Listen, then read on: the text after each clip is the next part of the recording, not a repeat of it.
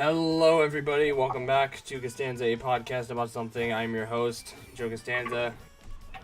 And Jake from State Farm. This is episode 41. Sorry, there's no face cam today. I look like actual shit, so I'm here. What? I can confirm he does look like actual shit. Shut the fuck up. You don't want to see him. I'm here with Stefan and Jay Gooden. Those are the only two that are going to show up today. Yeah, Tasha is not feeling well, and D4's still at work. He might show up, he might not, but these are the only two that are here. And hello, Assembly, how you doing? Let's go. So, we have a lot to talk about because I did mention on the community post and Discord that I'm going to do this every other week. And then Marvel and Nintendo decided to have this be every week, because we have a shit ton to talk about. But before we do that, I did promise Stefan that he'd get some mini reviews that he wanted to talk about out the way. So, Stefan, you can go ahead and talk about those. Okay, so which one do you want me to start with first? Because I know we don't have a lot of time. Whichever one you want to start with. Yeah, I'll start with the Plankton movie. So, this movie is pretty much basic. It has to do with the story of... It obviously doesn't star SpongeBob as the main character. He obviously is a side character, but he's not, But he's obviously not the main character. The main character is Plankton, obviously, and it has to do with his relationship and backstory with his computer wife, Karen. So, pretty much, Plankton treats Karen like a jerk, and then Karen... Because all he cares about is a Krabby Patty formula, and Karen eventually gets annoyed and then kicks Plankton out and then tries to do what Plankton couldn't do, which is world domination. So Plankton has to try to stop Karen before she takes over everything. The under the sea and the human world he's trying to take over. So we're allowed to do spoilers, right? We can do spoilers. I don't know if anybody's going to see this. Yeah, okay, so pretty much Plankton has to work on his character and go through his entire backstory with Karen, and it goes through his entire backstory with how Karen met, how they got through each other in college, and then pretty much got on to adult life with each other. So yeah, it went through their entire backstory, and then Plankton eventually got back together with Karen. Because Plankton told her how he really feels about her, and that's pretty much it. And then happy ending, everything in Bikini Bottom is the way it was before, and that's pretty much it. Was it good? Yeah, very good. And Karen did a really good job as the main villain for this movie. Nice. I mean, it's typical of Karen. Yeah. Yeah. Oh yeah, that too. But yeah, she did a really good job in this movie because she usually doesn't have a big role in the main SpongeBob show, so it was nice to see her be the main villain, and she did a really good job with it. And the music in the movie, because this movie's a musical, the music in this movie was really good, and it was nice to finally get a good SpongeBob movie, because we haven't had a good SpongeBob movie in a long time. The last good SpongeBob movie, I think, was Sponge Out of Water, which was all the way back in 2015. And the past two movies before this movie wasn't that good. So it's been a total of 5 movies, SpongeBob movies, that have came out. Yeah. And I obviously don't need to talk about the first movie, because the first movie is obviously and always will be the best SpongeBob movie that ever came out. Is that the one with Keanu Reeves? No, that's the third movie. That movie's horrible. Oh, I didn't know which one had Keanu. I'm like, is it a good one or a bad one? No, the Keanu SpongeBob movie's really bad. Oh, the God. first one was with David Hasselhoff, and that was a really good movie. Oh. And with Scarlett Johansson. Interesting. Yeah, the first movie is amazing, but that came all the way back out in 2004, but it's 2003 to 2004, but it's still a really good movie. Nothing can compare to that, but this movie was still pretty good. That's good. Yep. So, have you seen anything else? The Sonic movie. I'm gonna go through Sonic 1 and 2, so because I haven't seen the third one yet. But the first movie, it's pretty basic, pretty much. It's Sonic goes from I guess where he lived before with the Owl Mother, and then he went to Green Hill, and then he meets this guy, and I guess Dr. Robotnik works with like some type of agency, and they have to stop Sonic because of the power outage, and then pretty much Sonic eventually defeats Dr. Eggman, and then people end up realizing that Dr. Eggman is a villain because in the second movie, they end up not only going after Sonic, but Dr. Robotnik as well. So, yeah, but pretty much the first movie, it was good, but I feel like I'm already going to dislike this movie more than the other two movies because it just has Sonic and human characters. At least with the other movie that has more stuff packed in. It was still a good movie, but it was kind of, I don't know, it just kind of lacked with just Sonic and nothing, and Robotnik and no other Sonic characters. Yeah. It was still good. It was nice to see Sonic in Green Hill Zone and for him to maneuver with the humans, but I just feel the other two movies are going to be better. And I already know I like the second movie more than the first one. So you haven't seen 2 yet? No, I have seen 2. I just haven't seen 3. Oh, okay. Yeah. So you liked 2 more than 1? Yes. I know that might be a hot take because of the wedding scenes, but overall, yeah, I did like the second one more than the first one, pretty much because it had Tails and Knuckles in the movie, which was automatically a plus. And then pretty much in the second movie, Sonic fights Eggman again, and pretty much Knuckles is kind of like a villain halfway in the movie. And then Tails obviously meets Sonic. He meets up with Sonic, and then they end up having to fight Knuckles and Dr. Robotnik. But then Dr. Robotnik betrays Knuckles, so Knuckles helps Sonic because Sonic helped Knuckles in the movie. So pretty much, it was nice seeing that whole fight scene between Sonic, Tails, and Knuckles against Dr. Robotnik. And I'm really excited to see Sonic 3 when Shadow even gets involved. And Sonic, Knuckles, Tails, and Robotnik all have to take down Shadow, which is going to be really cool. Yeah, I can't wait. Let me know when you see Sonic 3 because we reviewed it like months ago, and I think we all agree it's the best one, and I can't wait for you to see it. And as far as the wedding scenes, this might be a hot take. The wedding scenes weren't that brutal, at least in my opinion. I actually didn't think the wedding scenes weren't that bad. Well, we can agree to disagree there. Okay. All right. I mean, I would like to see more Sonic. I would have liked to see more Sonic stuff and Sonic characters, but for the wedding scenes, they weren't too bad, at least in my opinion. Well, you'll definitely see a lot more Sonic in the third movie, so that's definitely a plus there. And no weddings. No weddings at all. Good, and that's pretty much my reviews of the movies. Awesome. All right, so all good movies. Sweet. So I know Jay Gooden, you've been waiting a long time for this. We're gonna be reviewing episodes 4 through 7 of Daredevil Born Again. Spoilers involved. I forgot to put spoilers. Yeah, what'd you guys think of them? Oh my god, so good. I'm really enjoying the show. Yeah. Very much. I still prefer the original show better. That might be a bias because I just love those original 3 seasons so much, but this is like kind of up there. Yeah. Which I don't think many people would disagree that the original Daredevil show was better. In some ways, I agree. I think like the Netflix Daredevil is genuinely one of the best shows I've ever seen. So yeah.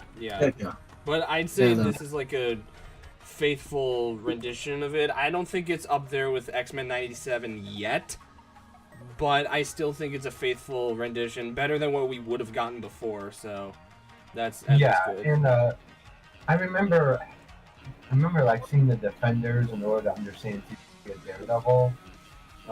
This is like, I obviously like this better than that, and I think I might like Born Again probably on par with season 2 of Daredevil. I really enjoyed season 3 and 1. But yeah, it's probably up there with like season 2 I- of Daredevil to me. Yeah, I would agree with that because season 2 is kind of clustered with the Punisher and Elektra stuff. This is kind of Right, similar yeah. to that, so I Yeah, would definitely agree with that. And the thing is that like the whole like hand storyline wasn't continued until like the Defenders. It kind of felt like Defenders is like an extended season 2 almost. That wasn't really Yeah. all that good. But season 3 and season 1 felt like its own thing, and season 3 was just amazing, man. Oh, 3 was really good. Yeah, season 3 was good. But Born Again is a faithful adaptation. It does feel like Daredevil season 4. Muse is a pretty great villain in there. Yeah. He's scared. That's actually one of the first villains to actually make me uncomfortable and scared almost. Right. If he was in like a horror movie, he'd fit right in. Definitely. Definitely. But I know Jay's been waiting a while, so let's get your review out. All right, so I think that this is hands down like the best Marvel show right now. I really feel like it was definitely worth the wait for them to actually like cook this much when it comes to like just getting like a TVMA type of product for Marvel. And like I really feel like it's also like a bold move in general for Disney Plus. I mean, just to like get like that dark, grim, realistic side of the character, and like just a story in itself. So I see it as kind of like a two-sided story with Daredevil and Kingpin, Wilson Fisk, who's just the mayor. Yeah. It's like them like juggling both their lives, like just like it's like the characters themselves, they have like their own unique chemistry with what's going on with their own two lifestyles, and like it just goes hand in hand, side to side. I really feel like it's both sides of the story are like really well renditioned, and I really feel like it's well like received. Like it just hits the hammer down real nicely, because you got Wilson Fisk, who is trying to balance is the corrupted side of his business and like the natures that he's trying to like put away from, and of course like his inner demons and his past demons, with his wife, and also with like with the family's henchmen. He's trying to put that aside in order to do good, in order to make sure that like things actually like keep afloat, because he wants to go prove himself and everyone else, that the city himself, that he can be a good person, like that can actually help and protect the city. But at the same time, it's also evil the way his approach is, because he really just has out against all the vigilantes who are just roaming around like lawless, in his point of view. So it's kind of like a two-sided coin to see if it's really like subjectively good or evil for what he's doing. I really feel like he's still good old Kingpin, just with the mayor cloak. The thing is that I think it's pretty obvious. I think the reason he wants to get rid of vigilantes is so that he can continue to do his crime business without any interference. I think he can buy off the cops just like before, but with the vigilantes gone, he had free reign. And one thing I did not actually understand from season 1 of Daredevil is how exactly Fisk was planning on making Hell's Kitchen a better place. I don't see like what he was doing to make. I don't doubt that that's what his intention was, but I don't really understand how exactly what he was doing was helping. No, I think he kind of admitted in the final episode of season 1. He said, like, the city deserves to burn and all that, because he had like no hope for the city at all. And then I don't know why he changed his mind, but it was just like all throughout season 1, he's like, I'm trying to make like the city a better place. I'm like, but how exactly? I don't understand. Yeah, I'm like, okay, you have a construction company, but how is that gonna help? You gotta do better, Kingpin. Yeah. I would say like that's like the real big flaw to it. I guess it's kind of like a wait and see type of thing, what he has in the grand scheme of things, or what he's gonna do with his dog, and like these like small plans. But like, Yeah, the Daredevil side of the story is also like awesome too. Like him trying to like juggle the fact that he lost Foggy and Foggy Nelson. Yeah, And, but I will admit, and I think they dragged on a little too long with the Daredevil thing. Because it took him 6 episodes to come back out of 9. I know. So it really hurt me. Yeah. It was really lacking in the Daredevil department, but I do understand that they have a story to tell, and the story is he has to get back into it. I do understand that is the story, but if you wanted to do it that way, just release all the episodes all at once then. Making us wait in between for each episode only to not have Daredevil in it kind of defeats the purpose. If they did it like Netflix and just release all the episodes all at once, it wouldn't be that bad because we could just like binge 6 episodes and then it's like, oh, now he's Daredevil again. But doing it the way that they did, it's like you're getting a fragment of the story every week, and it's only good if you watch it in the full picture almost. Yeah, I do get that, because I normally would be on the side of like have us have the suspension and anticipation and theories and all that, but for this story in particular, you kind of have to release the entire thing all at once, because you're losing your audience every time Daredevil's not on screen, because there was like a full-on court case in one of the episodes, and there was a bank heist in one of them. It's like, where the fuck is my Daredevil? Like, it's kind of the same thing with Moon Knight in his own show. Well, I would say I do like the court scene because he is supposed to be a lawyer, and like I was expecting scenes like that. Like the White Tiger stuff was interesting because like you see like the parallel between him and White Tiger and how like he's almost like seeing himself, and like White Tiger, his passing leads to him like someone has to be out there in the streets, and like his words start resonating with him more, and then he's like a defining person to bring him back to being Daredevil, essentially. Yeah, that's true. But I gotta say, sorry, go ahead. Yeah, well, I would say that I actually enjoy even with Daredevil not necessarily being on screen that much, because just like what you just said, like he does have like the other side of his life where it's like, okay, he has to be a lawyer, and he's also like dealing with like the struggling qualms that he has, with living the life as Matt Murdock. And Matt Murdock, like it does showcase that he can kick some ass even without the suit, bro.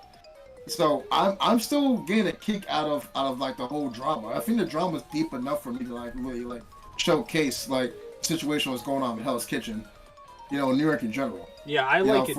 I like it too. Still surprisingly suspenseful and still intact.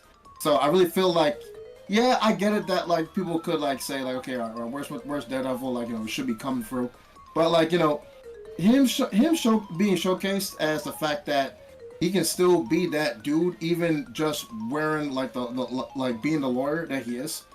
I still feel like that it still weighs heavy. It's still great. It's still impactful enough for me to get carried on with the show, because he kicks so much ass, even with like the scene where he protects the bank and whatnot, and how he was a classic hero.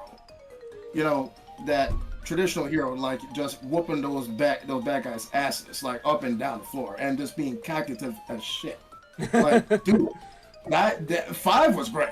6 was even better because he finally puts the suit on and beats Muse. But like Matt Murdock, he's a fucking problem without the suit, in my opinion. I agree. So yeah. I didn't say I didn't like the premise. Like I do like how they're kind of taking their time with the story and all that, but I can see why people would be like, okay, where the fuck is Daredevil and all that? And it's kind of like slow at some parts, and you really don't, like a normal person really wouldn't care about a court case or a bank scene and all that. But the way they did the bank scene, I thought was really good. Since we haven't reviewed episode 4, I guess I'll go from like 4 to 7. I enjoyed episode 4. It was a good aftermath of the White Tiger death. And kind of like a murder mystery. I think we got introduced to the actual White Tiger, which is his niece, I think. Yeah. I'm not familiar with like White Tiger, or I just knew that there was like a male White Tiger and a female one. I didn't know who was who. Yeah, and I do think that. Hold on, chat. Is the audio good for me? Because I keep turning it up and down. I don't really know what I should do, but yeah, I liked the Frank cameo at the end. I thought that was a really good. I missed that dynamic, man. That was the highlight of season 2 for me. Was them talking on the rooftop in season 2. That was kind of similar to what we got in that show, where like Frank kind of knows that Matt is hurting over Foggy's death, and he's just kind of bringing the devil out of him. He's like, say his name and all that. I mean, Frank would know from experience, because like they really explored this in season 2 of Daredevil very well. That it's like almost every waking moment, Frank like just sees his family. They even showed that in like season 1 of the Punisher, but like he understands how that pain feels and how that pain can drive you to like do the things that he does, and he kind of. I think he empathizes with Matt in that sense, and wants him to appeal to his true nature almost, and show him like what happened to you was not fair. You have to make it right. Like look at Bullseye; he gets to still breathe the same air that you breathe, and I think part of it is trying to convince him to kill, but then the other part of it's also trying to bring him back to being Daredevil. But I feel like both White Tiger and Punisher are crucial in bringing him back to being Daredevil, along with Wilson Fisk as well. Right. I agree. It's like Matt's trying to move on from being Daredevil, but it's like the whole world's telling him like, no, you are Daredevil. Yeah. Yeah. Like, you can't hide the fact who you truly are and all that. Hold on. Yeah, Daniel was leaving because we're talking about Born Again. But episode 5 surprised me because I did hear it's like kind of shit, but I enjoyed episode 5 a lot. I thought that was a good filler episode. Oh, which episode was that? The bank one. Oh yeah, I actually really liked that. I know it was filler, but I found it funny in a few areas. Yeah, I painfully watched Ms. Marvel, and the dad is in the episode. I gotta admit, I think he was much better in here than he was in that show, because wow, that was a bore fest. Holy fuck. I mean, this episode was fun, though. I enjoyed, like, kind of the bank heist, Matt being cocky as all hell and all that. I can't remember the line, but it cracked my mom up. Yeah. Because, like, he was, like, it's like, you get to go. He's like, is it because I'm blind? Yeah, like that. Because I'm It's like, just because I'm blind doesn't mean you have to have sympathy on me. Yes, I love that line. That was so funny. Right. I love that too. Oh, cool. And then I was just like trying to stall. He's like, I have to go. You had your chance. No, to the bathroom. I need to go. Yeah, that was so He just needed to be alone. He just needed to be alone with the guy. And, yeah, and that fight and at then, the end was brutal. Yeah.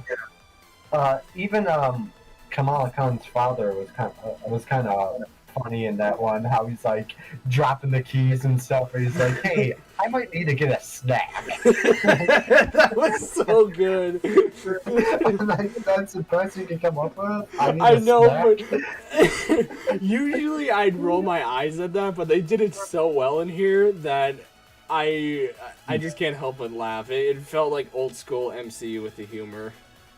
Yeah. Yeah. Which I could definitely appreciate.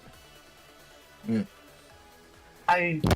the MCU back in like the early days, it used to be funny as well, but now it's just like, oh god.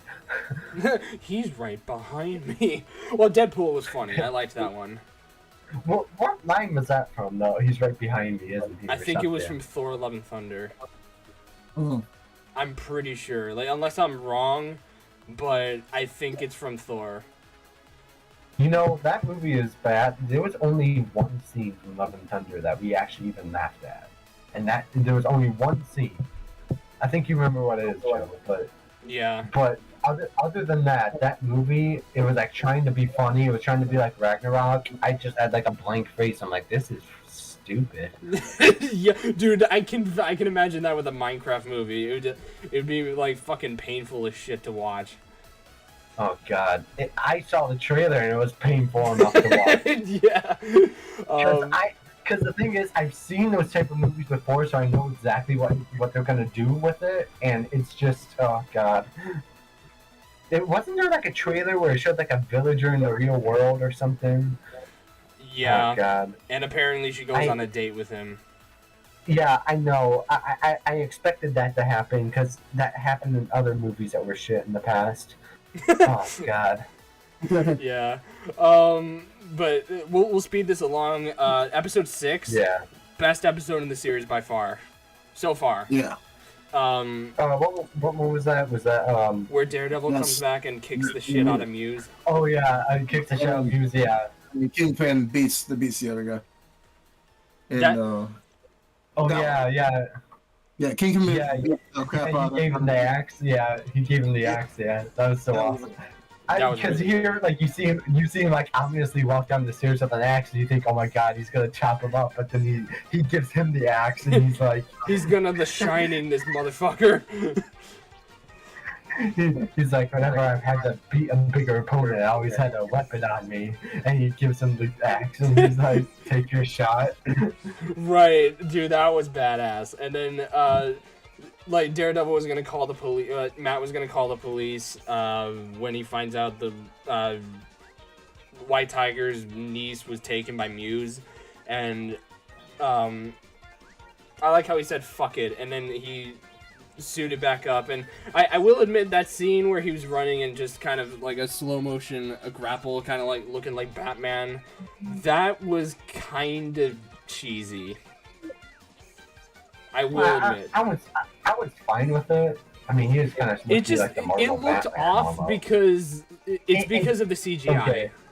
There are a lot of scenes that look off in this because one criticism I do have is that I don't like that they implemented CGI into the fights. I remember when we watched the first episode, I remember even Dad was like, is that CGI in that fight with Bullseye? Like, the original show had the actual good choreography and was like some of those were just like one take or made you think it was one take. But it was real. Like, it actually looked like that they were fighting. But in here, it's so like you can tell when it's CGI versus when it's actually happening. It's like so glaring, like you can tell, like, okay, he didn't make that movement. Like when he broke that guy's leg in the bank robbery one, like you can tell that was CGI. Yeah, but I mean, it's not distracting. Like, it's not like terrible, but it does take you out a bit. But the thing is, it does take you out, and I'm like, if they really wanted to do good fight scenes, they should have just done good fight scenes. I did enjoy the Bullseye fight, though. It was just a couple scenes. It's like, okay. Yeah. I mean, I can understand him having to do the grapple hook thing and like CGIing that, but CGIing like just the punches and the kicks and like the stabs and stuff, like you don't need to fake that. Like you can just do practical effects. Like they pulled off Bullseye quite well in like season 3 of Daredevil, and like music and pull that off practically as well. Yeah. I mean, but Jay, have you seen episode 7 yet? Yeah, I seen it. That was very creepy. That was a creepy episode. Yeah. But before I get to that, I just want to describe Muse, because I don't think there's a single Daredevil villain that's bad. Bullseye's great, Kingpin is goated, and Muse was really good. And like Jake said, he was kind of like the silent character. Like, he was kind of the silent villain. I think he talked a lot in the comics, but in here he was like silent. We didn't really know what he did. And there was like this whole thing about like graffiti in New York and all that. And apparently Muse used his victim's blood to paint, and that way it doesn't come off. Which is like, there's a lot more to explain if you've seen that episode, but it's like really disgusting shit. I'm like, what the fuck, dude? Yeah. Actually, it's chemicals that he puts on there that makes it stick. The blood is just inside of the paint. Oh, I don't even think he needs the okay. blood at all. Well, it's He not doesn't- So yeah, Yeah. he mixes the blood inside the paint, right? yeah. Okay, yeah. So it's like really disgusting shit, and I don't know why he can't just use paint like a normal person. Maybe he doesn't have the money. I don't know. right. And Matt heard about all this stuff from White Tiger's niece, and she goes down to kind of discover Muse, and Muse kidnaps her and is about to drain all the blood from her, and then he hears like a metal clank and all that, and then he sees like the train, because he's under like a subway, I think, and he sees the train going by, and then he kind of looks in the distance, somebody's running towards him, and I fucking love this part, because this part is just really, this is better than the actual fight. He kind of looks, he's like, okay, who the fuck is that? And then he sees the grapple from Daredevil's baton, and the face he made, he's like, oh shit, because he realized that he brought Daredevil back. I love that moment. He's like, I mean, I got him out of retirement, fuck! wait. Wait! I guarantee you he thought that was the Punisher. Yeah. But I will say, I thought that girl made such a dumb decision. She's like, I'm unarmed. All I have is a phone. Let me hunt a serial killer and hope nothing bad happens to me. Right. And then I'm like, you're in middle school. You're smarter than that. Come on, you're not Exactly. that stupid. You can't look me in the eye and tell me you're that dumb. yeah. And the fight, like, you complain about the Bullseye fight. I think this fight is the best in the series by far. Mhm. And like Daredevil just kind of beats the shit out of Muse. Muse holds his own, but he ends up getting beaten and almost hung by Daredevil, which, I mean, rightfully so, even though he doesn't kill.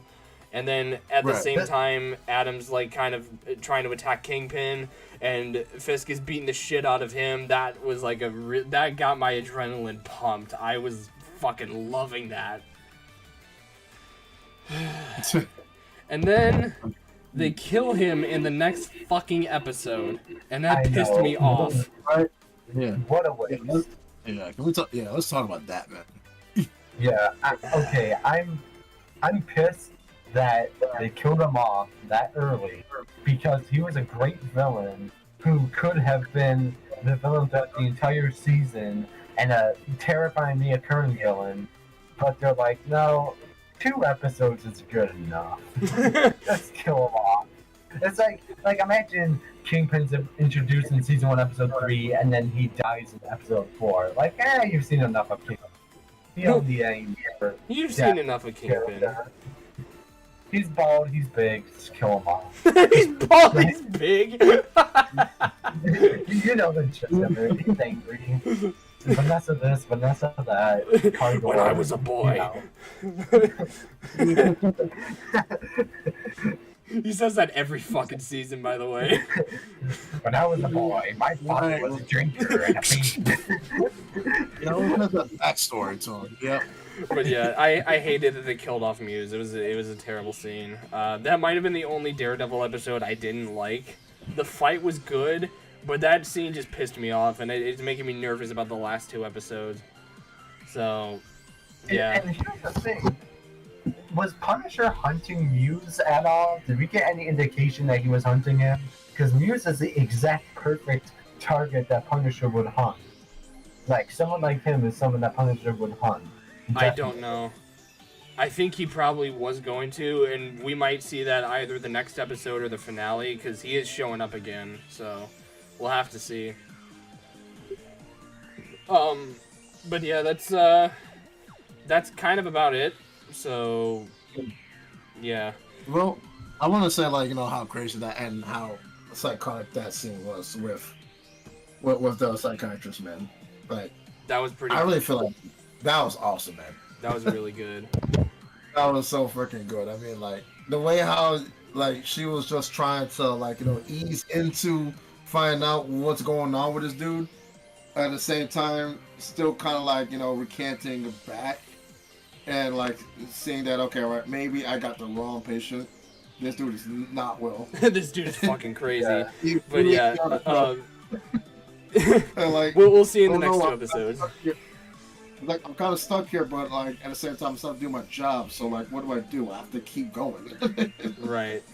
But sorry, that go was ahead. terrifying. Like being Oh, being a serial killer's obsession is very fucking terrifying.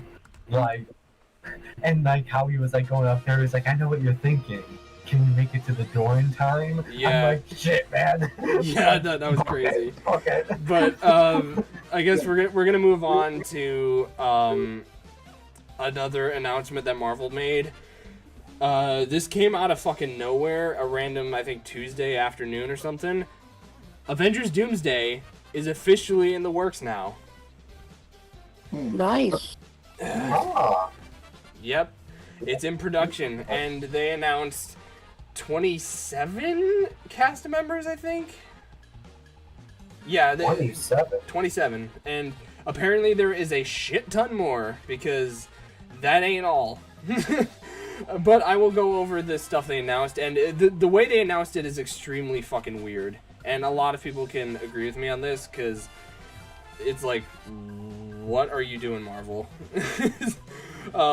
So first of all, there's like a random announcement that they made, like a random live stream that came out of nowhere, where it says big announcement, and then it showed a chair with Chris Hemsworth's name on it, and then it was that way for 15 whole minutes,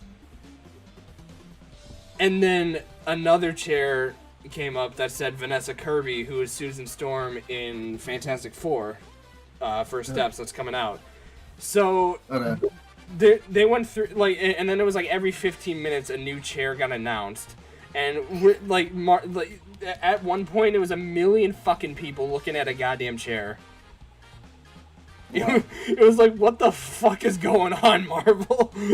But let me just describe the cast members, because it went from like, okay, we know they're in the film, to holy shit, they're in the film? So let me go through the cast members real quick. So there's Chris Hemsworth as Thor, Vanessa Kirby as Invisible Woman, Anthony Mackie, who's Captain Falcon, Sebastian Stan. Wait, who was before Falcon? I didn't hear that. Vanessa Kirby. Oh, She's okay. Sue Storm, like I said. There's Sebastian Stan, Bucky, Letitia Wright, who's the new Black Panther, Paul Rudd, which they gave him a small chair because he's Ant-Man, which I thought was funny. Wow. Wyatt Russell, who's John Walker.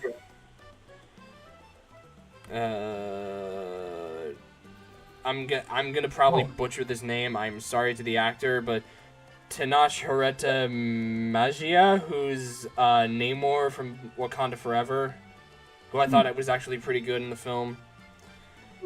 Ebon Moss-Bachrach, who's the Thing.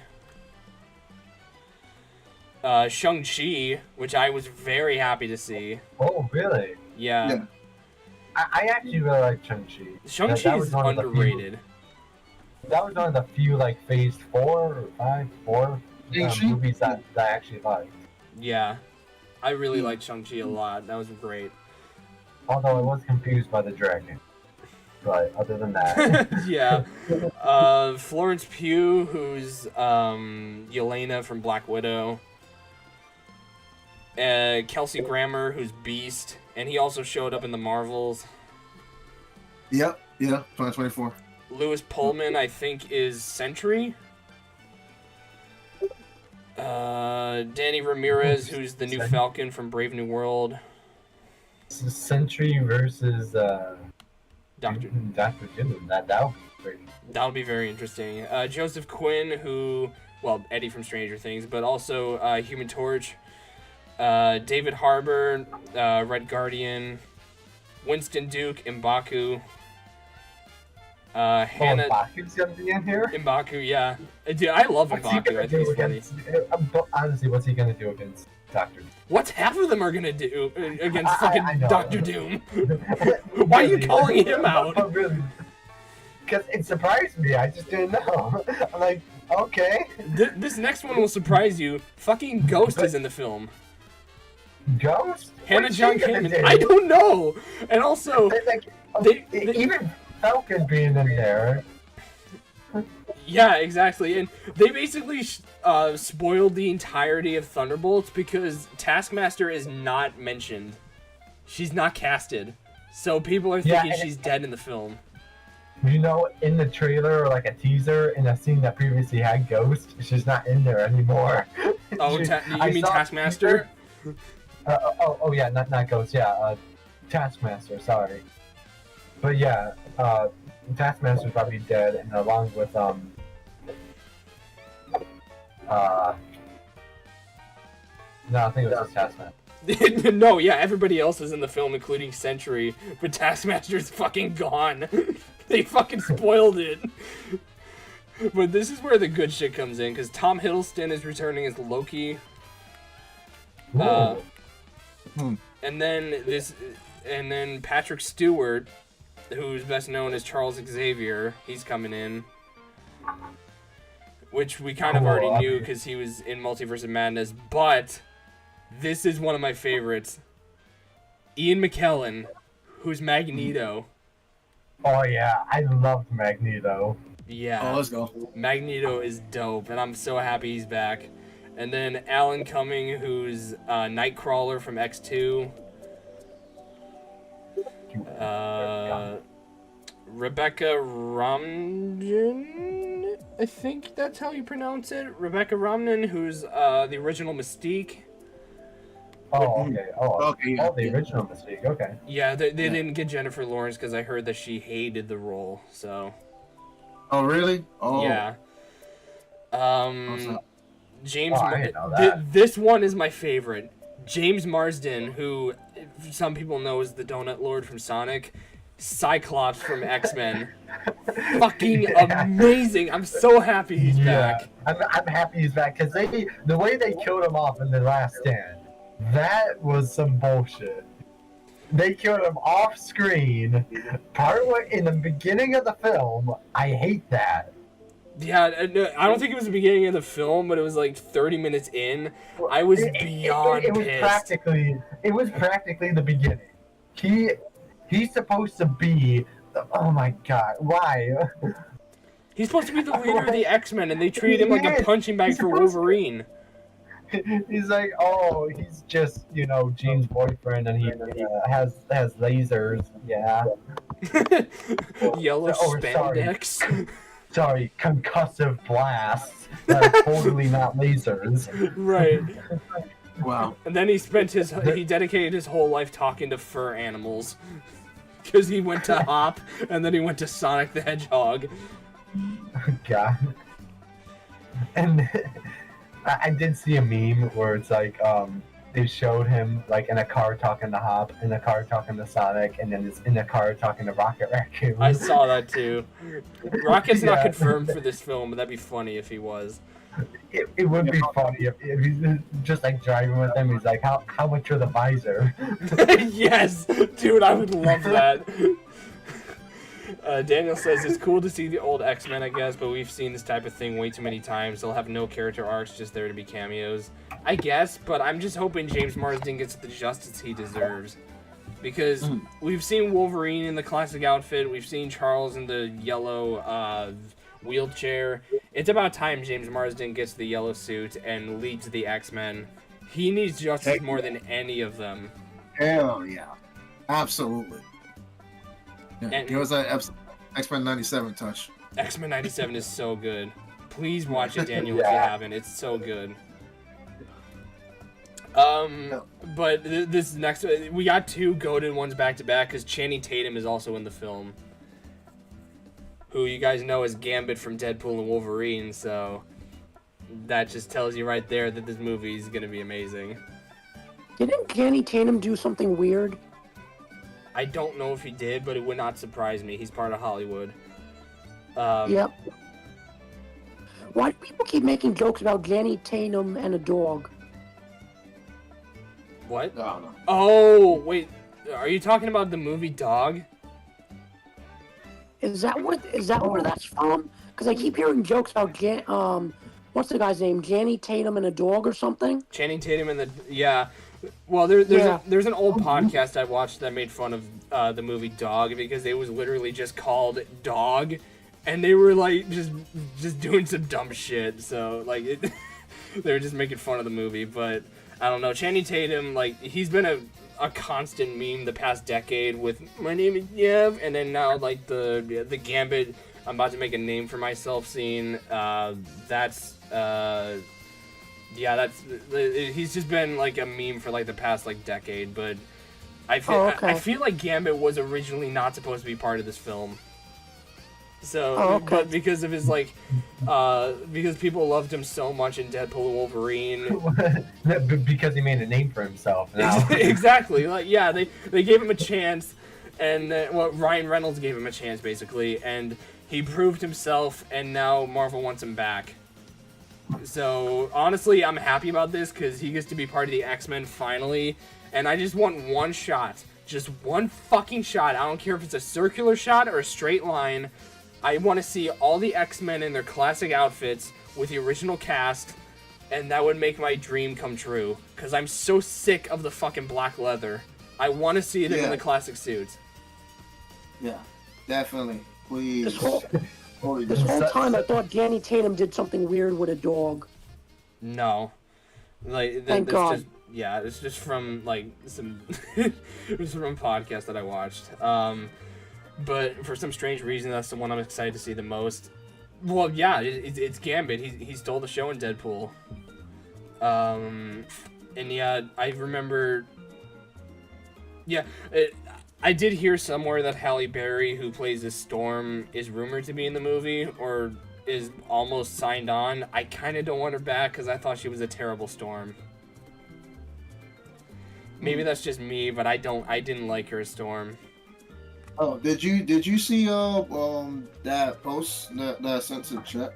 Oh, that's what I'm referring to. Yeah. Yeah. Oh God, I'm just remembering the line from X-Men 1. Oh no. Oh God, the Toad line. Yeah. You know what happens God. when a toad catches lightning? The same thing that happens to everything else. I know. I fucking hate that. I physically I watched that. I cringed at it, and then I blinked. I'm like, wait, did she actually just say that? It's so stupid. That's worse. That is worse than the Spider-Man 3. I like being bad. It makes me happy. That's worse than that. That's like, worse than anything Minecraft has ever said. I would rather listen to Chicken Jockey for 10 hours than the fucking Toad line that she says. It's so bad. What even was that? Like, you can't think of any other good, like, comeback or, like, 2000s joke or something that's me. mildly funny? That's like me trying to come up with a comeback to, like, an insult.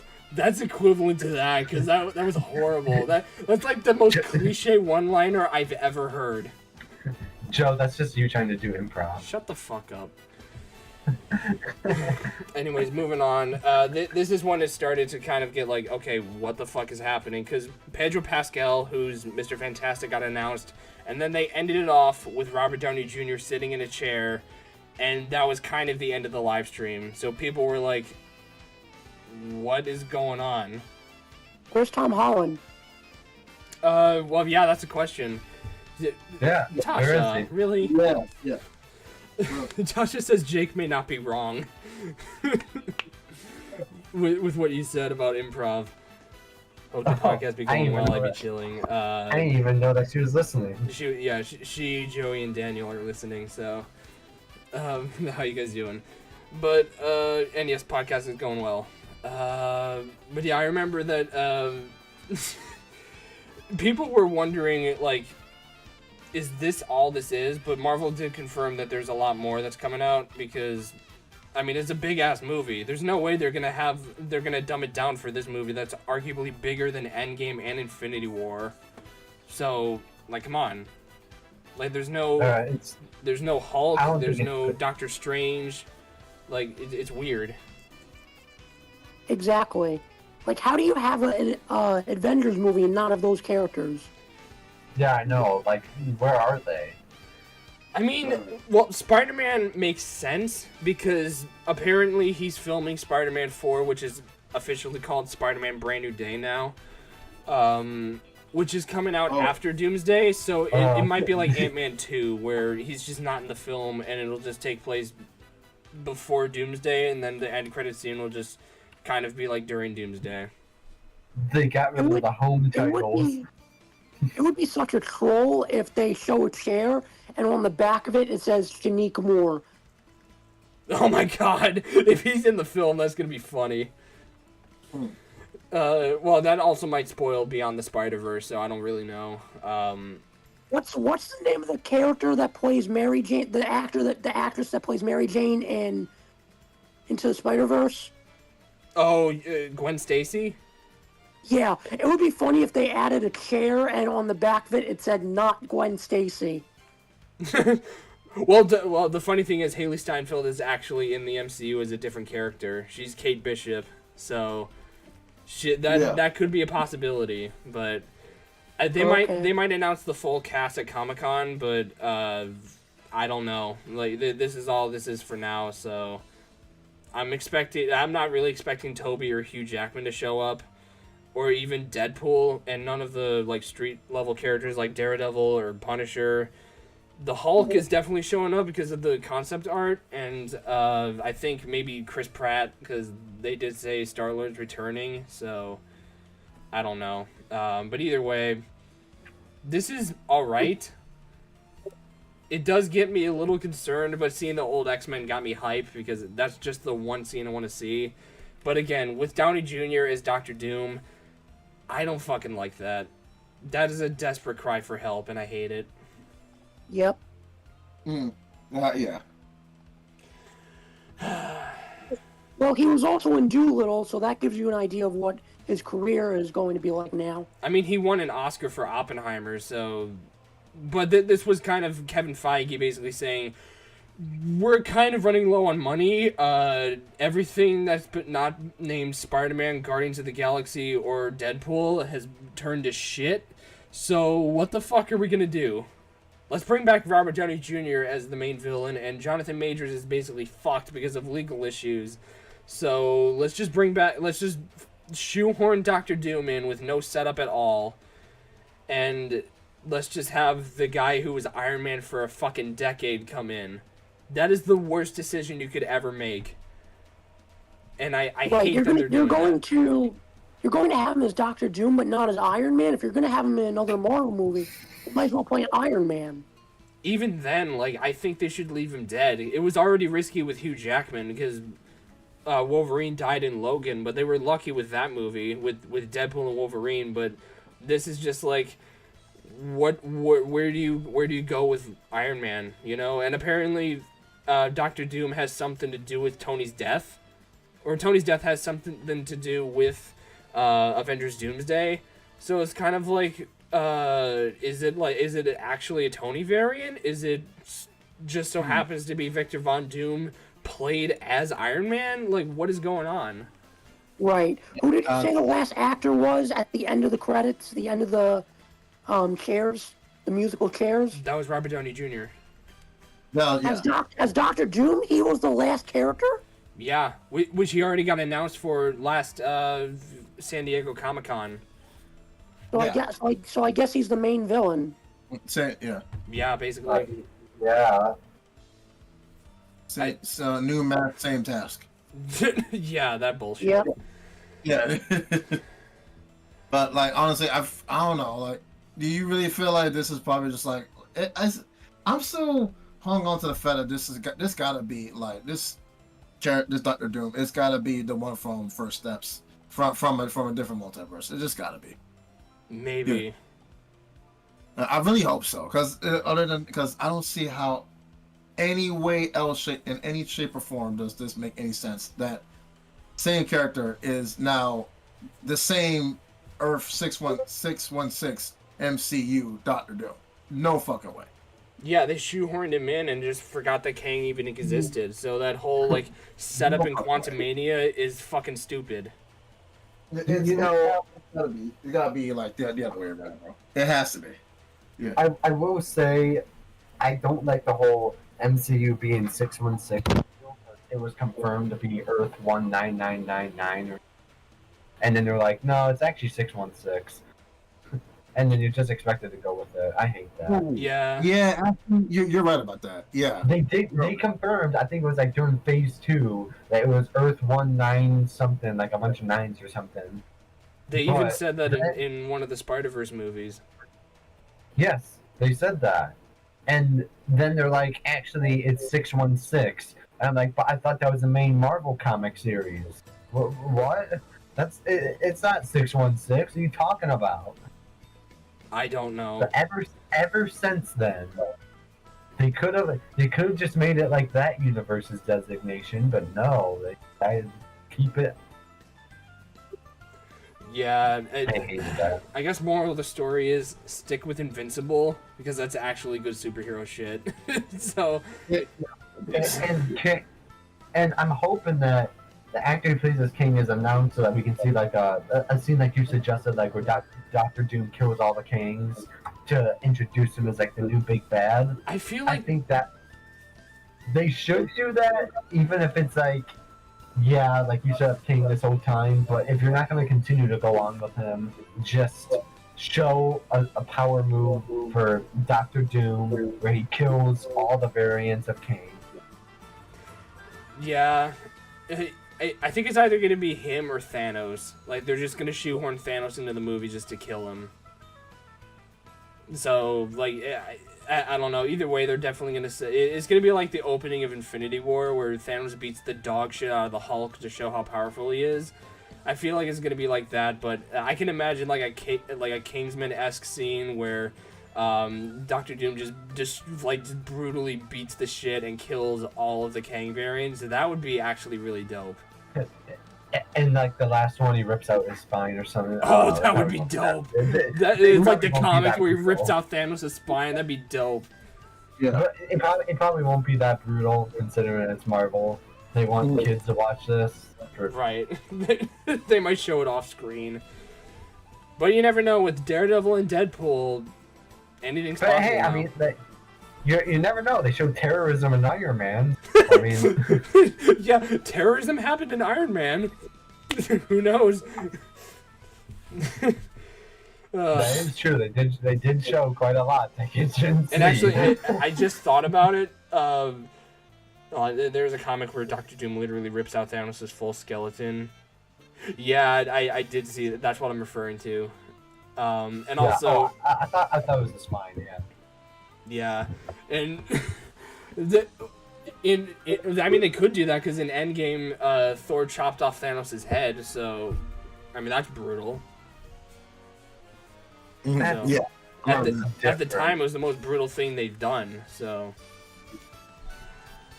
and then we saw Johnny Storm get the skin ripped off of him by Cassandra Nova, and then that takes the top spot. Yeah. Now that was a rated R movie, so. I mean, yeah, well, that makes sense. But now that the Marvel stuff is over, I figured I might as well play this song because recently the Nintendo Switch 2 got announced, and I figured since they opened with Mario Kart World, might as well just play this.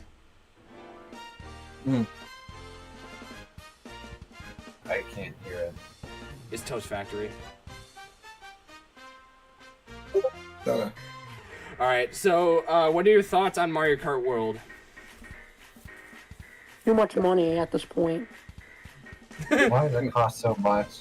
Well, yeah, it's true. Unless you get the bundle, which is actually knocks it down to $50, but now you have to pay a $500 product as a bundle.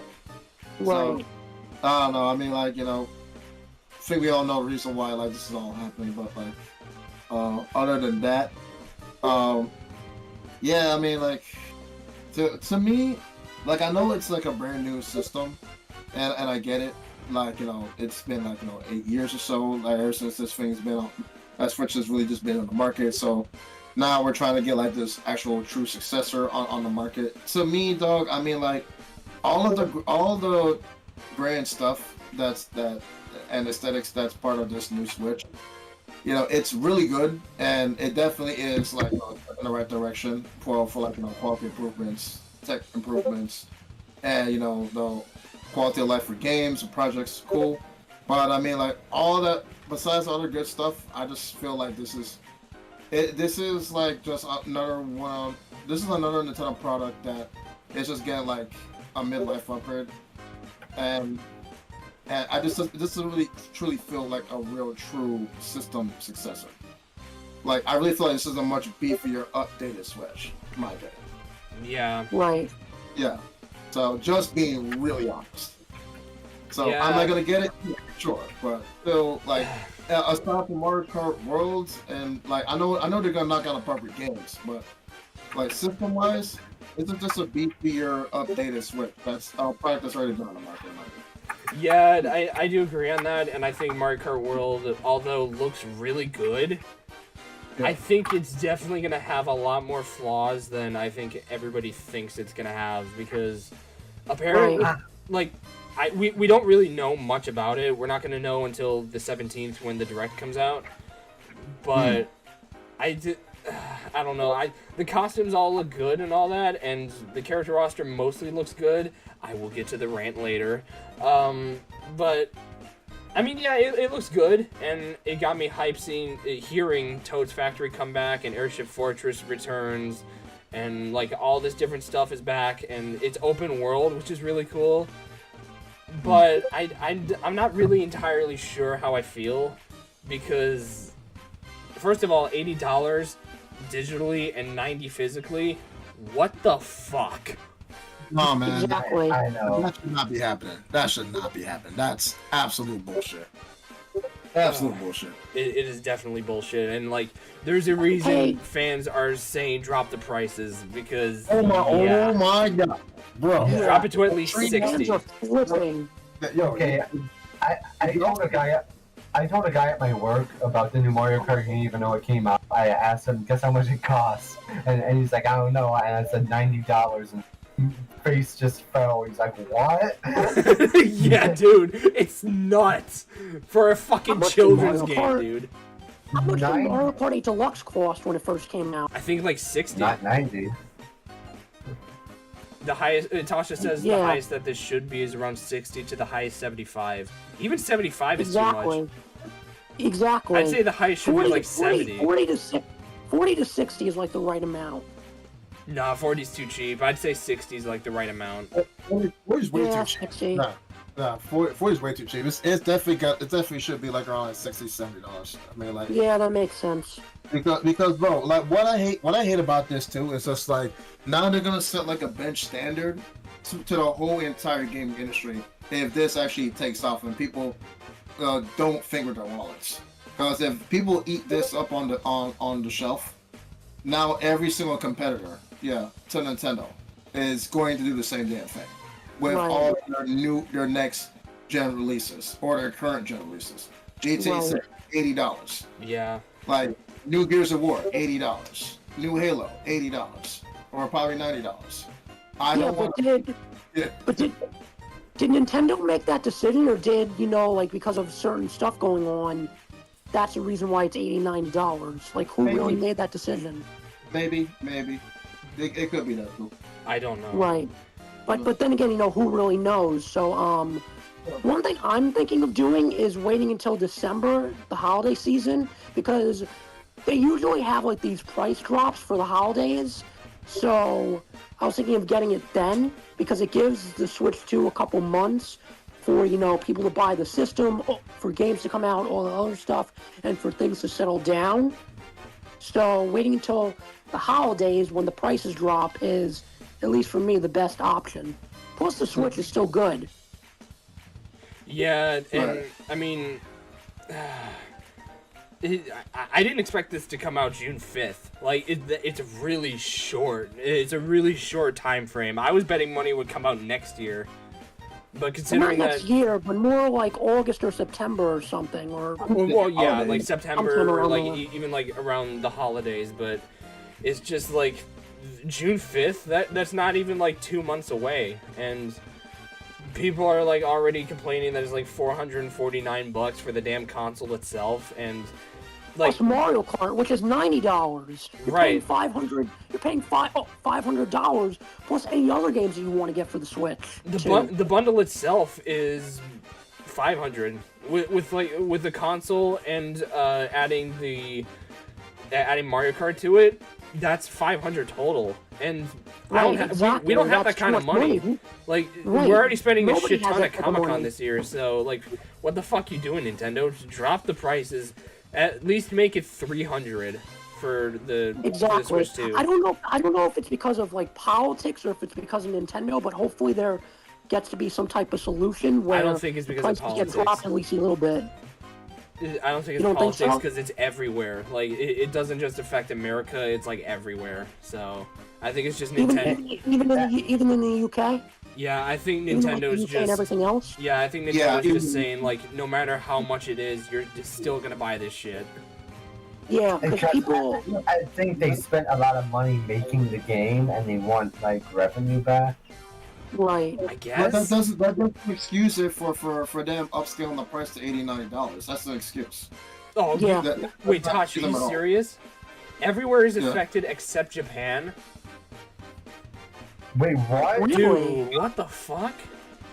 So it might be Nintendo, yeah. That's 100% Nintendo then. A lot of Nintendo what? Are a lot. What? Oh no. 355 at Japan? What? Yeah, a lot of Nintendo fans are blaming Trump, but you know, people blame Trump for everything. So, you know, in one ear, out the other with that type of stuff. You know, you don't really know what the answer is. It seems now that it's Nintendo that's making this decision. No, there's no way Trump has anything to do with this. Well, why the fuck are they blaming him? What the fuck does he have to do with They blame him for everything. I don't know. I don't know, but let's not discuss politics. But yeah, it's right. not. Again. Well, that confirms it's definitely Nintendo. So. Right. Yeah, that's like, crazy. Jesus Christ. And on to my second rant. Even though I enjoyed the trailer, and I think the game looks good, and the cow is Diddy a fucking... Kong, right? Yep, no Diddy Kong. Yep, here we go. You guys are mad about no Diddy Kong. I'm mad about the fact that we still got no freaking Star Fox. Well, yeah, but fucking, like, why isn't he in the goddamn game? Like, yeah, I get the redesign for DK and all that, and they're probably thinking of a redesign for Diddy Kong and Funky Kong, but let me tell you this, I ain't waiting another 9 years for Diddy Kong to come in. He's a mainstay in Mario Kart. He was in Double Dash, he was in Wii, he was in the fucking mobile game that nobody plays. And it took them 9 goddamn years to add him to 8 Deluxe, even though it should have been in the base fucking game. I don't want this to happen with this game. I know. So, he better at least be unlockable, or I'm not buying this shit. Just saying that now. I'm not gonna buy it anyways because it's $90 fucking. I have no money. Oh, hey, D4. Hey, D4. Hello. We're talking about Mario Kart right now. Ooh. Let's go. What did you just see it done saying? All right. Well, I guess you can speak your thoughts on it. Like, you know, I'm still pretty upset myself. I still want to go. I want to say one thing though. If Joe doesn't mind. Yeah. Sure. Go ahead. All right. Okay. All right. So, like, I'm pretty sure that, like, you know, everyone's just like well aware of like how much of an impact this is with a lot of people, and even like hardcore Nintendo fans. Like, I was so shocked and surprised when I saw, like, you know, the whole rioting that was going on with the Nintendo Treehouse Direct, and I was like, yo, people are freaking flipping out, dude. Like, it was nothing but 100% negativity in that damn chat. I was like, bro, I'm looking at this because I'm looking at the Donkey Kong Bonanza showcase, like the gameplay wise, like, you know, the in-depth stuff. But when I saw that thing, like, you know, come off, man, I was like, yo, I mean, this is a major problem. I don't know what they're gonna do in order to go fix this, man. But all I gotta go say is just like, I just really hope that people can actually have like a mindset where they can actually like think about, you know, their wallet first, and think about your well-being first before you like dip into like any type of big investment. Because at this point, video games, and it always really has been a big investment. Just think for your wallet. Don't be like that mindless drone of a customer. think about what's going on before you make like that decision. You know what I'm saying? If you're doing it for a loved one, you know, if you're doing it because you want to go support your favorite company, cool.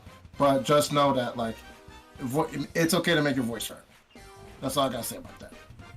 So yeah, so I definitely understand what Joe's saying about the whole jump price thing. And it's affecting everybody. So unfortunately, yeah, that's it. Yeah. D4, did you already explain your thoughts on Mario Kart World? I have not. Following up with what he's talking about with just like the cost of the actual console itself.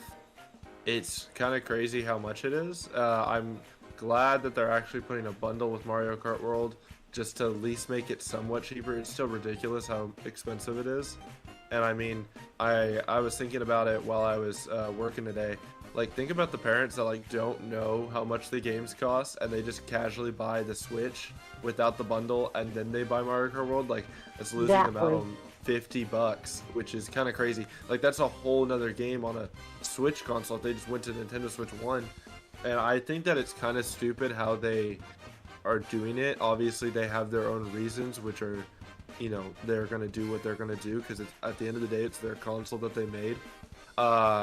People spamming in chat. I'll be frank with y'all. It ain't going to do anything. It's not going to do anything. They don't care. This is what their price point is, and it's probably what it's going to stay by the time it hits the US. Yeah. Maybe Christmas time we can see something go down. They're not going to change it. You can keep spamming in the comments to do the prices or whatever. But I'm going to be honest. Nintendo's just looking at that chat and going, all right, so Donkey Kong, and then they just keep going. Like, they don't care. Right. They really don't. Yeah. Nintendo has always care. been Nintendo is notorious for being stingy, and they are still stingy to this day. I mean, half of their that's why, you know, half the hardware that you get on Switch runs at 30 FPS, but all of a sudden when you get a Nintendo game, it runs at 60. Like, they are very notorious for just going, all right, we're gonna make sure the hardware that we get is terrible for other people but great for us. And I mean, I don't really know how to feel about that. I'm still gonna buy it, obviously, because I'm a Nintendo Switch, or I'm just a Nintendo fan at heart, and I am excited for just the upgrade in general. The price is insane, and I know that it's gonna be a lot. I'm glad and thankful that I have a job that gives me the hours to be able to support this financial decision. But like, I know a lot of people that are like, dude, I can't pay for that, because I mean, people got other stuff going on. I mean, people have school, people have just actual life things. They gotta pay for mortgages, they gotta pay rent, and I mean, you just don't have time to drop $500 or $450 on a console. And I mean, honestly, I could have seen it. They should have probably just like taken the Nintendo Switch 1's cost, which is what, like, what was it, like $350? I think the Nintendo Switch 1's like $350. They should have honestly just taken it. Like, yeah, it was like $299, $350, something like that. Yeah. I could have seen it like maybe 400 would have been a little bit like, because I know what they're doing with their processors, and maybe like 450 makes sense, and I can kind of understand that. But the fact that the game is that much just makes it where you kind of go, then you start really questioning the console as a whole. But focusing on Mario Kart World, I think that it's going to be an interesting game. I think that it's going to be a new experience. I'm excited for what they're doing.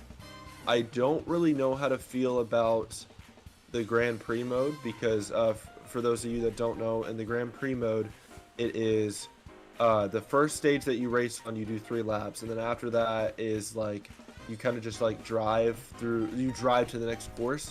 But my issue is you only race on that course 1 lap. You do 1 lap on that course and you're on to the next one. Wait, And what? Yeah, yeah, literally. So what will happen is, like, so I'll take for Mario Circuit, the Mushroom Cup, for example. You race Mario Circuit 3 times, or Super Mario Bros. Circuit, or whatever. You race that 3 times. Then you take 2 basic plain straightaways to, like, Crown City, and you race once. You 1 lap around that track.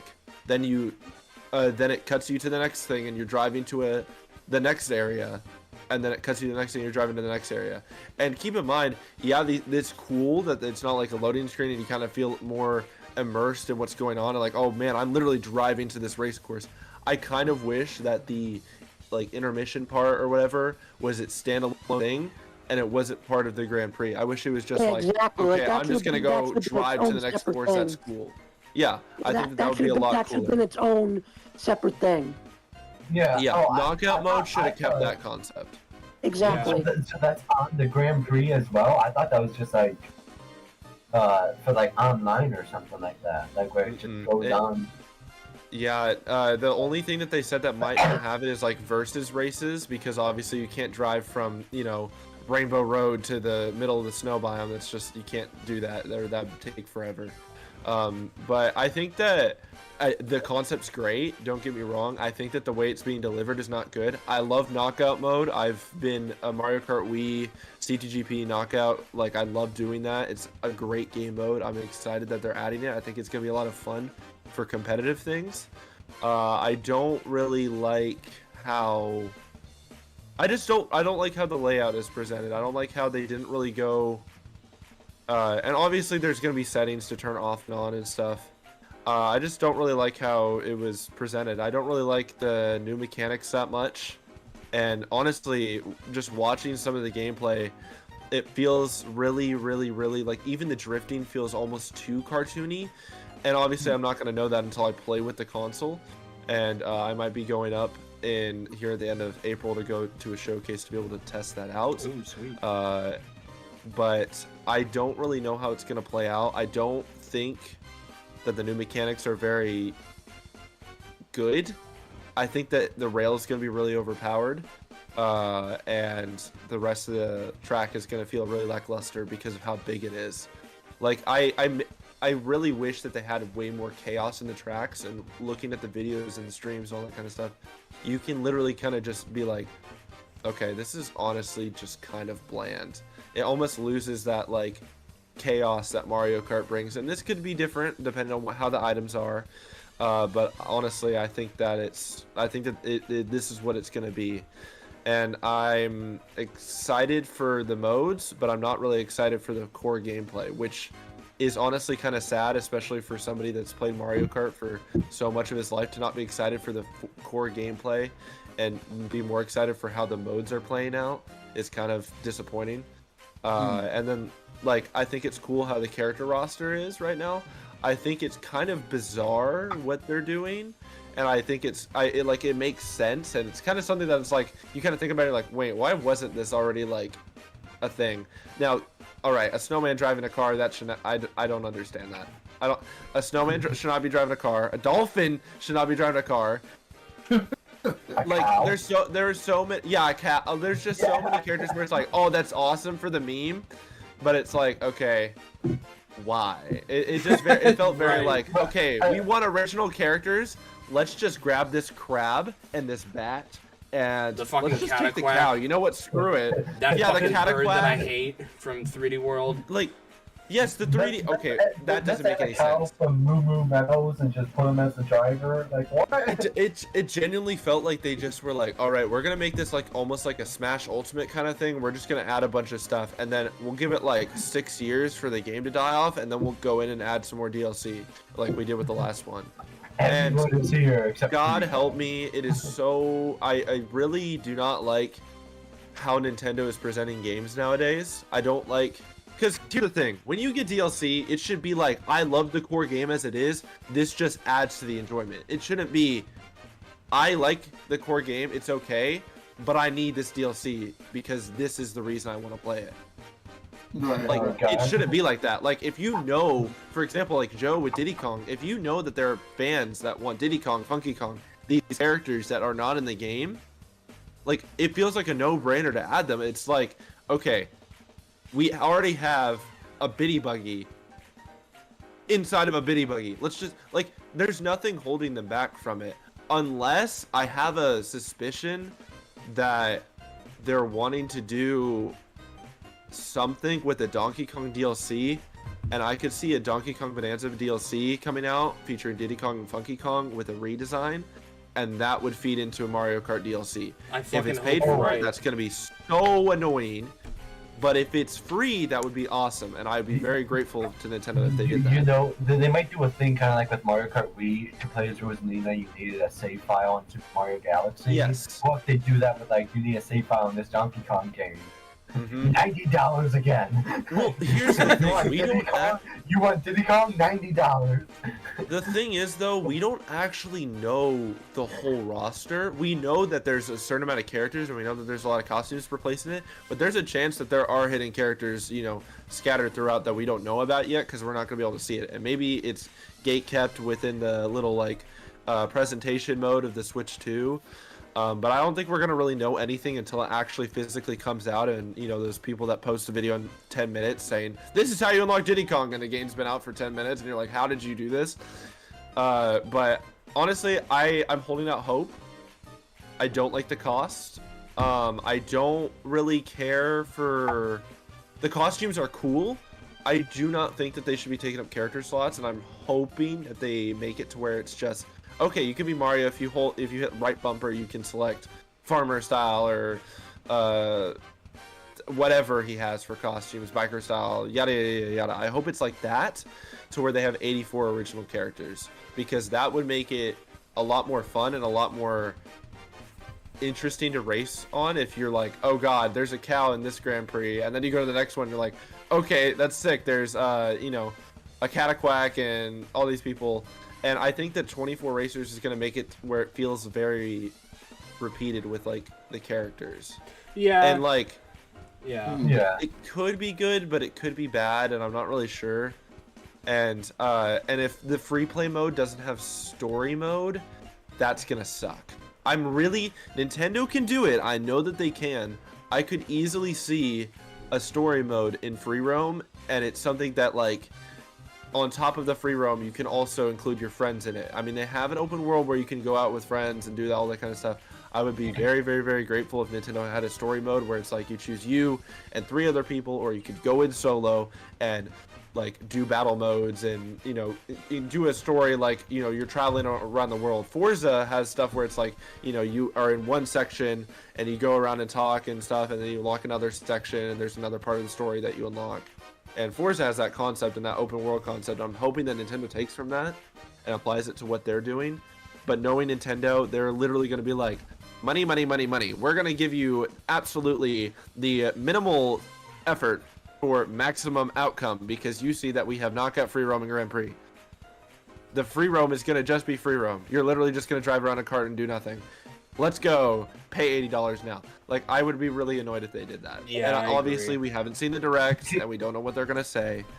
But these are just there has to be something out there. There has to be something, because I don't want to just drive in the desert and be like, cool, another lump of sand. Like, I want something to actually be out there, like some sort of like secret thing. Or you could unlock characters from that, like, let's say you're in like a jungle or something and you see Funky Kong or Diddy Kong there, and you can unlock them there and trying to recruit them. I think that'd be a cool way to unlock characters. But these are like early predictions at this point. The direct is 2 weeks away, so like D4 said, we don't know the full character roster. I'm just pissed there's no evidence of Diddy Kong, and I'm fucking hoping he's in the game. So yeah. But yeah, we've kind of discussed this long enough. Jake, I know you're very excited for this one. What'd you think of Deltarune Chapters 3 and 4 being announced? I've been waiting for this for like a long time, because it's kind of funny that it's kind of famous that like the chapters always like kind of release like so far apart from each other. Because remember, Deltarune Chapter 1 was like 2018, and it took them like 3 years to release the second chapter. And I'm really looking forward to these next 2 chapters. Chapter 2 ended up with like a pretty big cliffhanger, and I'm looking forward to what it has to offer. Cool. There's supposed to be like, I think, 7 chapters total. Yeah, I think so. I think it was cool that they chose the Switch to like direct to announce as a launch title. Yeah, nice. Because all it's a launch title too. Yeah, all Toby Fox said was that it's just coming out in 2025. He never said when. That's why I didn't say anything. Yeah. But the two final announcements they showed were a Kirby game, Kirby Air Riders, which I don't know who's a fan of Kirby here, but that's cool. I have nothing to say about this. It's been 20. I don't really play. I've never played Kirby Air Ride, and I don't. I'll probably play Air Riders if I feel like it. I think that it's cool that they're doing it. It's been 20 years since we've had one, so it's really cool that they're adding it.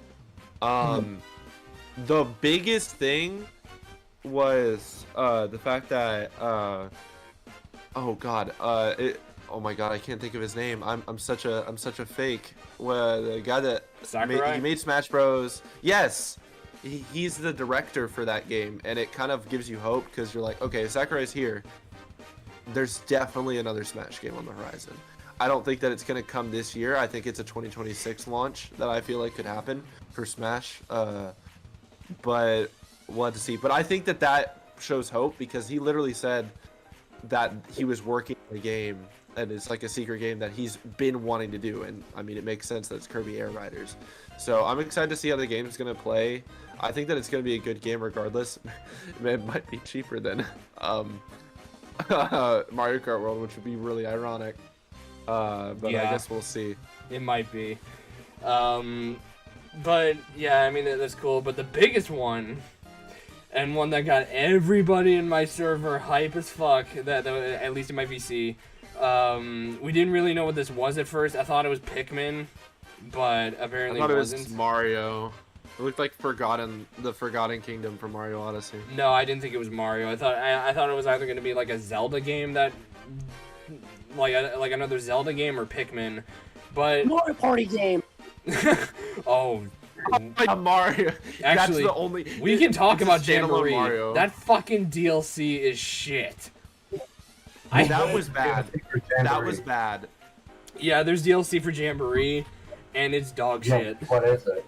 Jamboree. Okay, so basically, it's called Jamboree TV. So basically, it only solely revolves around the camera, the new camera feature, and it is literally just a game show, but you are like physically there, and you're like in a game show, and it's literally just you play mini games. Or there's one where you can ride on a train that's kind of like the boat game from Super Mario Party, and then they have the Bowser game show, which is just the same thing but like a couple different like voice features. And then they're adding the cursor games, like where you can use your, like, you know, the Switch 2 mouse mode or whatever. I think it's so lackluster. I thought that they were going to add so much more. They could have added so much more. The price is $30 for these new editions. $30. And I mean, Switch, the Jamboree one, it's like, okay, it's a couple new modes, so it's like a little, like $15 would have been decent. But the new editions for like Zelda and like, we don't know anything about the Pokemon new edition or whatever, but the Zelda one for Breath of the Wild and Tears of the Kingdom, all they're adding is a mobile app, like, in addition to it. And to me, that is like the biggest slap in the face. It's like, we know that we made the gameplay absolutely terrible, but if you pay us $30, we'll get you running right. Like, I pray Nintendo does not make it to where if you do not buy this expansion or Switch 2 pack, it's gonna just slow down your game in entirety. They better not do that. If Nintendo does that, they're gonna miss out on a lot of opportunities, because that's just really annoying. It's terrible. Yeah, it is literally just one and done modes, and you're just like, okay, can we just go back to the regular mode now? And there's no new boards. There's no new boards. We don't know if there's new characters. I highly doubt it. Knowing Nintendo, they might give us 2. But that's like if, and that's like that's like a 10% not even chance that they would do that. Yeah, but knowing them, it's not going to be characters we want. It's probably going to be fucking Nope. Tinkle, Peach, and a goddamn Lakitu. It's gonna be Pink Cold Peach and Pom Pom from 3D World. Yeah, well, It's gonna be like the most like random Pom-Pom in characters. Super Mario Party. Yeah, it's gonna be the most random characters, and you're gonna be like, why the heck is this here? And then Joe's gonna scream at the top of his lungs because Diddy Kong's not added. Yeah. Justice for Diddy Kong, man. Exactly, dude. Bro's name's been dragged through the dirt. Like Nintendo's breaking my fucking heart with the lack of Diddy Kong. Come on, dude. But Like they put him in everything, and now they just don't want to put him in anything. They put him in Sluggers, Mario Strikers Charge, Mario Kart Wii. Now they don't want to put Diddy Kong in anything. yeah, and I hope it's not because of that fuckhead in real life, but I mean, anything could fucking happen. But anyways, the Nintendo game they announced at the end was a Donkey Kong game, Donkey Kong Bonanza. It actually looks pretty good. Actually looks amazing, beautiful. I've been wanting a new 3D Donkey Kong game for the longest time, and I'm glad that they're actually adding it. I'm glad that they took the time to actually. Honestly, I'll be for real. I will gladly take this over like launch title 3D Mario. I think that this is going to be a lot more interesting, and as much as Mario has like this huge presence, I think that this new Donkey Kong game is going to be pretty. It's definitely above Odyssey level, which is exciting because Odyssey was such a huge game, and I'm glad that they're doing Donkey Kong justice. I hope that I have a feeling that there's going to be some form of a 2-player mode. It might involve Diddy Kong. I don't know. We don't actually know because there's not actually. They showed some gameplay, but they didn't say anything about a 2-player mode. I don't think so. I didn't actually get the chance to watch Treehouse. I think So it's single player. I might be wrong. If it is, But if it is 2 players, it's gonna be that purple guy that's in the thing. yeah, that's possible. Because I don't know. Because I don't I know. looked back at the trailer. There was like a bunch of monkeys. One of them looks like Diddy Kong that are basically working in the mines. So I think the other monkeys are getting sidelined. It's just a solo DK adventure. I'm honestly fine with that. I think that the new model. I did not like the new model originally when I saw it in the like launch area for the new Mario Kart game when they like teased it or whatever. I did not like it, but it's grown on me and I can see that it's made it so where he's more expressive and bro's wearing absolute dope jeans and I think that it's going to be a good game. I like how you can pick up terrain and just like smash stuff.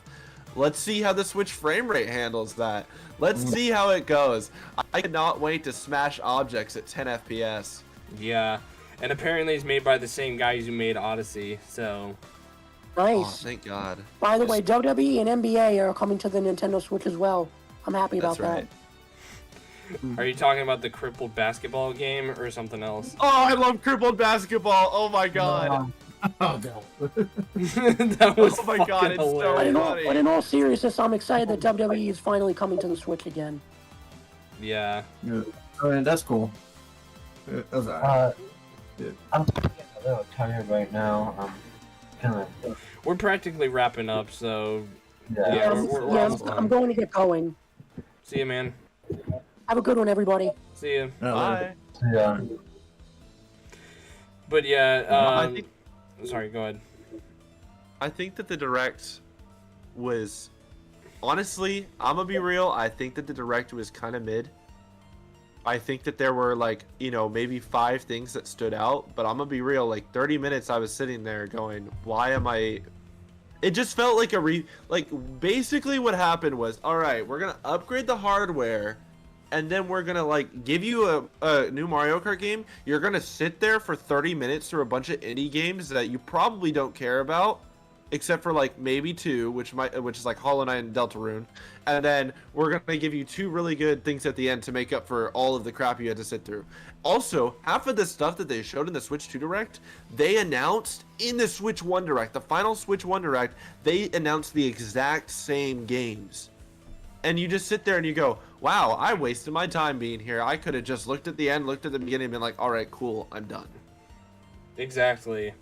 It had a strong start with Mario Kart, a very strong end with a very strong end with Kirby and DK, but everything else in between is like okay.